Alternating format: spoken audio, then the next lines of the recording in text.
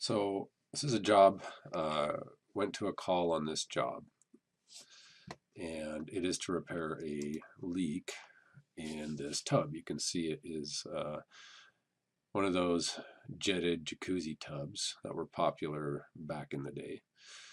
Um, they say when they fill this tub up, the water just runs out underneath and falls into the basement.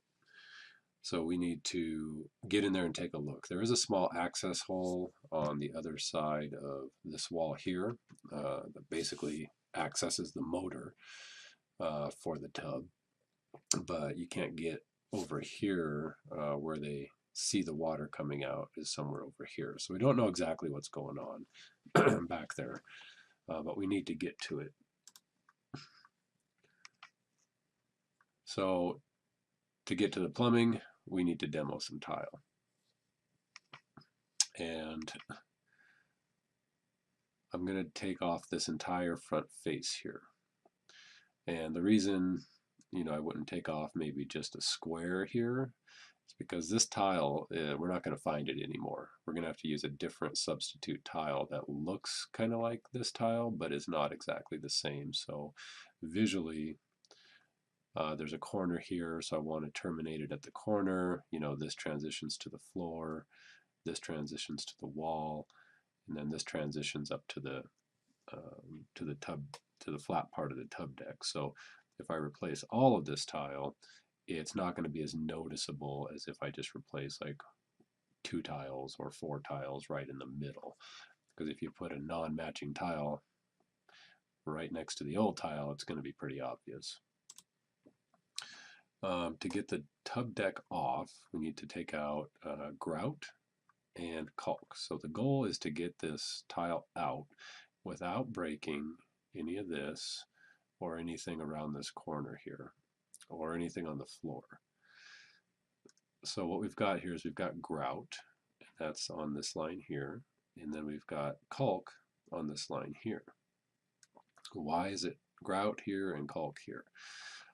So in tile work, when you're transitioning to a different material, you generally will use caulk, and this is grout caulk, so it matches the actual grout. So it'll look like grout, but if you poke it with a knife, it's rubbery.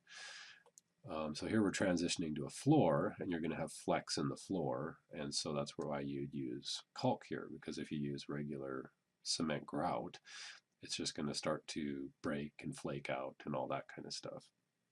Same with the transition to the wall. The house settles, the walls move a little bit. If this was cement grout, it would just start to break up and fall out. So you always want to use caulk when you're transitioning to a dissimilar material, as they would call it in architecture. And then here you've got just your cement grout. This is all part of the same installation here. So again, this is a 13-year-old house. I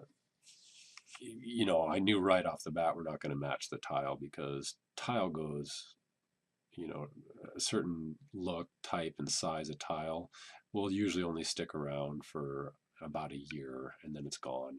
Then they move on to a different look, a different way of producing it.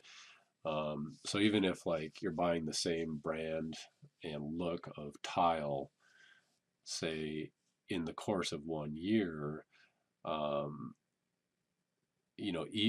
the tile won't even match from production run to production run. So if like in January they do a production run, you'll get, a batch of tile out of that. And then the February production run, the tile may look different in February than in January. So not only like, even month to month will it be different, but definitely after a year it's gone. So 13 years old, we're not going to find that same tile. I took an extra piece that they had to the tile store. We found one that looked close and it's a little bit larger, but it's what we can get and it looks like it's going to work fine. When we put the tile back in, we'll make sure that the grout lines line up and everything so that it looks like it was part of the original, and it's as good as we're going to get. So So let's go ahead and get into it. Okay, here's what I'm going to use. A little shop vac tub for debris. A word on tools. Multi-tool. Did not want to spend a lot of money on one of these. Got this at the pawn shop for $10. And there's the diamond attachment tool that I used to cut this grout out.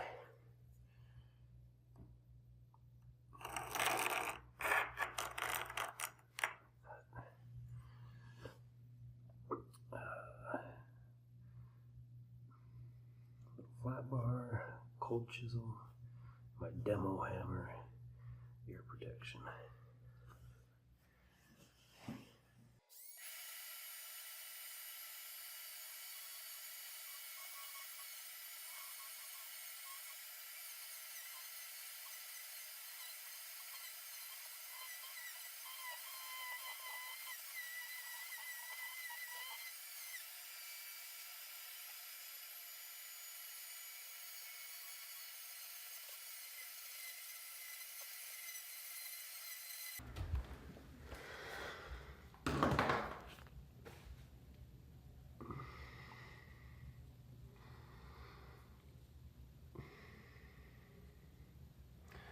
So I'm going to try and save these tops and just take this out here.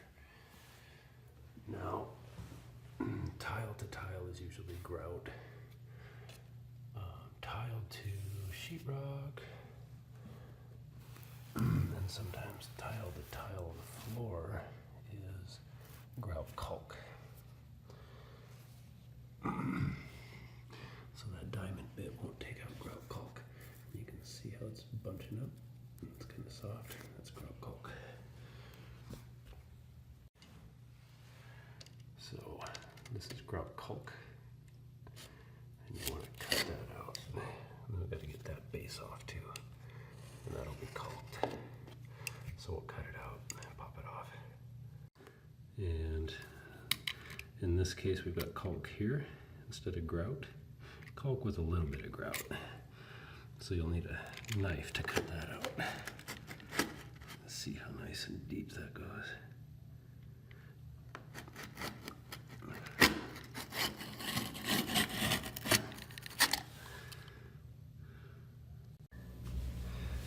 Okay, now comes the fun part. I got it cut on all sides. I gotta break into it.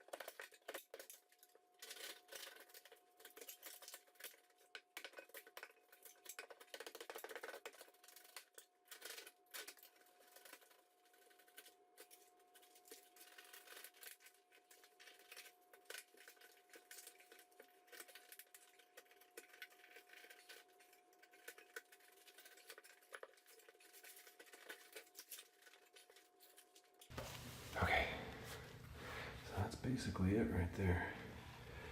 You can see this stuff here. This was a waterproof matting that they had at the top. See, it only comes down about 2.5 inches overlap there. And over here, I did tear some of the paint off. So I'll have some patching to do when I put that back. This is,